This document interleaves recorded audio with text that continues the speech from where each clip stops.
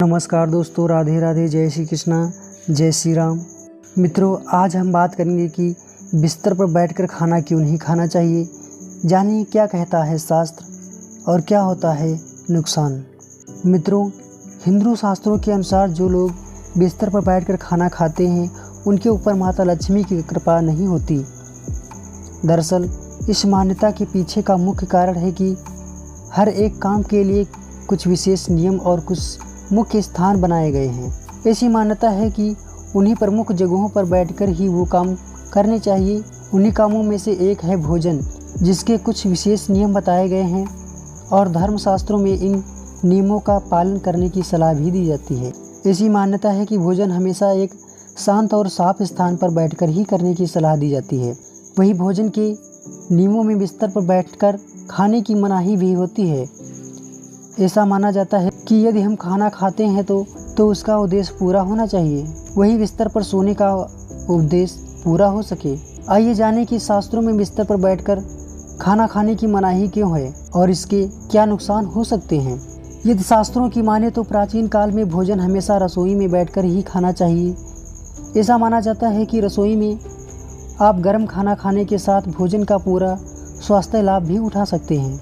दरअसल रसोई में हम ज़मीन में बैठकर खाना खा सकते हैं, जिससे खाना अच्छी तरह से पचने के साथ सेहतमंद बनाए रखने में भी मदद करता है। हमेशा से ही किसी अच्छे स्थान पर बैठकर भोजन करना अच्छा माना जाता है। रसोई में बैठकर भोजन करने से राहु को प्रसन्न करने में भी मदद मिलती है। इसलिए भोजन का सबसे अच्छा स्थान रसोई या उसके आसपास की जगह मानी जाती है। मित्रों, ज्योतिष और शास्त्रों की माने तो हमें भोजन को सम्मान देना चाहिए, लेकिन यदि हम बिस्तर में बैठकर भोजन करते हैं तो ये भोजन का अपमान करने जैसा होता है, क्योंकि बिस्तर सोने की जगह है। इसी वजह से यह कहा जाता है कि बिस्तर में भोजन करना माता लक्ष्मी का निरादर करने जैसा होता है। ऐसा भी माना जाता है कि खाने संबंध बृहस्पति और राहु से होता है।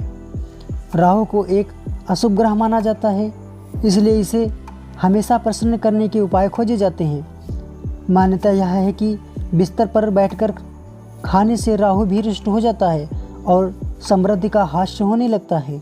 हम अक्सर थकान की वजह से बिस्तर पर बैठकर ही खाना खाने लगते हैं, जबकि ऐसा करना सेहत के लिए अच्छा नहीं होता है। बिस्तर पर बैठने के साथ हम सिर्फ खाने पर ध्यान केंद्रित नहीं कर पाते।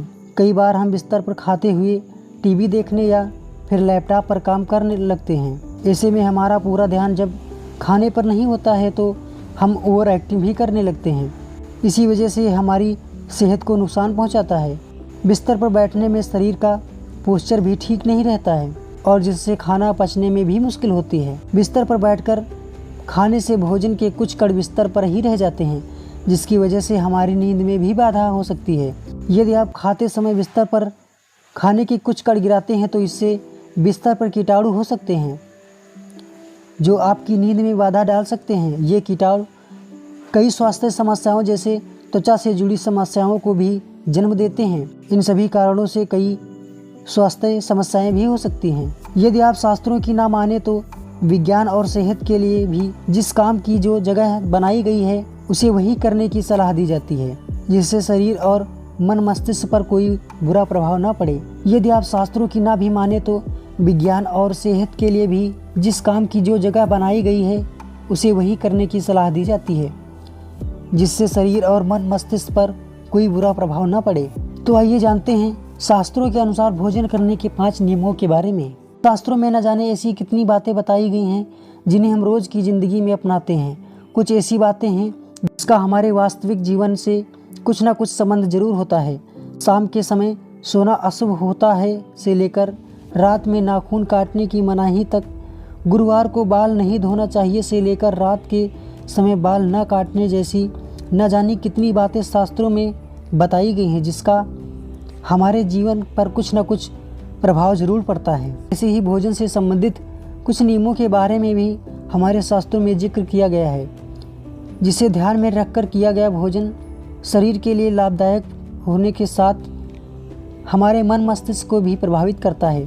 ये जाने शास्त्रों के अनुसार भोजन करने के 5 प्रमुख नियमों के बारे में। शास्त्रों में इस बात का जिक्र किया गया है कि भोजन शुरू करने से पहले हमें भोजन मंत्र का उच्चारण जरूर करना चाहिए। मंत्र के उच्चारण के पश्चात शुरू किया गया भोजन मन मस्तिष्क के साथ सेहत के लिए भी लाभकारी माना जाता है। इस तरह के भोजन से नए संस्कारों का विकास होता है और भोजन में आने वाले किसी भी नकारात्मक तत्व का शरीर में कोई बुरा असर नहीं होता है। भोजन मंत्र ईश्वर से आपकी गलती की क्षमा प्रार्थना का भी एक माध्यम माना जाता है, क्योंकि ईश्वर की कृपा से ही भोजन प्राप्त हुआ है। इसलिए जब भी भोजन करें तो भोजन मंत्र का उच्चारण अवश्य करें। शास्त्रों के अनुसार भोजन के एक और नियम में भोजन करने की जगह भी है। ऐसा माना जाता है कि यदि आप जमीन पर बैठकर भोजन करते हैं तो इसका शरीर पर सकारात्मक प्रभाव होता है।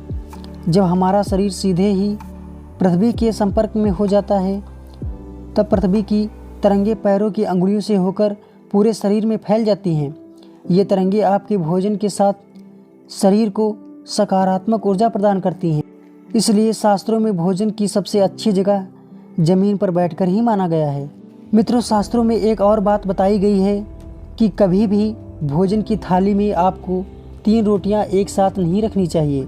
दरअसल ज्योतिष के अनुसार 3 को अशुभ माना जाता है, इसलिए भोजन के समय 3 रोटियों को एक साथ परोसने की सलाह नहीं दी जाती है, क्योंकि भोजन एक शुभ काम माना जाता है जिसका सीधा संबंध हमारे शरीर से होता है। इसलिए भोजन के नियमों में 3 रोटियों को एक साथ ना परोसने की सलाह भी दी जाती है। शास्त्रों के अनुसार कभी भी झूठा भोजन थाली में नहीं छोड़ना चाहिए। ऐसा करने से माता लक्ष्मी नाराज हो जाती हैं। शास्त्रों में साफ तौर पर बताया गया है कि भोजन की थाली में उतना ही भोजन ले जो आप आसानी से खत्म कर सकें, क्योंकि बचे हुए भोजन को कूड़े में फेंकना माता अन्नपूर्णा का भी अपमान करने जैसा ही होता है। शास्त्रों के अनुसार भोजन के एक और नियम के अनुसार ऐसी मान्यता है कि कभी भी भोजन की थाली में हाथ खाना खाने के बाद नहीं धोना चाहिए। ऐसा करने से माता लक्ष्मी और अन्नपूर्णा का अपमान होता है और धन की हानि होती है। यदि आप शास्त्रों में बताए इन नियमों का पालन करते हैं तो इसका सकारात्मक प्रभाव होता है। अगर ये वीडियो आपको पसंद आया हो तो वीडियो को लाइक, कमेंट में राधे कृष्णा, जय श्री राम जरूर लिखें। धन्यवाद।